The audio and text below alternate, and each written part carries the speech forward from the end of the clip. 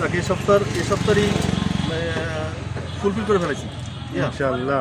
নিজাম ভাই হ্যালো এই সপ্তাহটা কমপ্লিট টার্গেট। আমি তো ঢুকিনি, তুমি তো প্রতিদিন ছাড়ে 4% রিমেনিং, এমন একটা কমেন্ট করতে হবে। এ ডাউন হয়ে গেল কেন?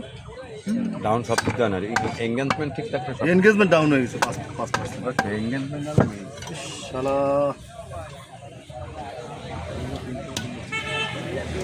মনিটাইজেশনটা দেবে কবে যে?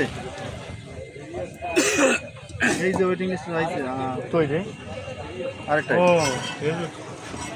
ওয়েটিং লিস্টটা আমার দাও, আমি তো কাজই করি।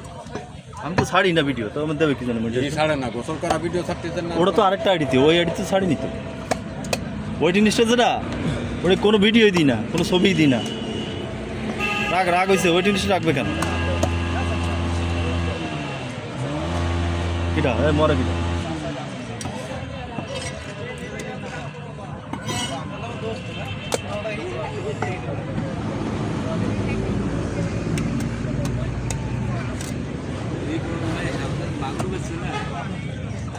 ভালো ইলিশ আছে আবার আসে আবার উঠেছে তুমি এখন ইলিশ না বুঝছো নাই ওটা ব্যবসায়ী বটে রিপন ওরালো কাজ আছে। না, ও কাস্টমার হ্যান্ডেল করতে পারে।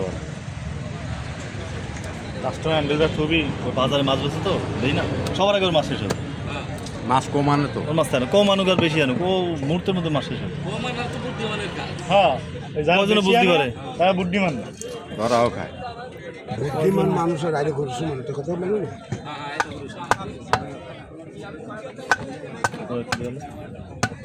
বুদ্ধিমান মানুষ আগে গরুর সময় আমার কাকা কইছে মানে এটা আইরে গরুর মূল্য আছে, হ্যাঁ। বুদ্ধিমান ব্যক্তিরও মূল্য আছে। কি ভাই, আড়ে গরু কেন মূল্য আছে? আইরে গরুর দাম আছে।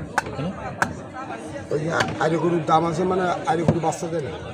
আড়ে গরু বাচ্চা দেয়? আর বুদ্ধিমান মানুষই বাচ্চা দেয় না। জীবনে তোমার কাছে শুনলাম আড়ে গরু বাচ্চা দেয়। মানে ওর নিজেই তো বাচ্চা। আরে গরু বাচ্চা দেয় না। দাঁড়ান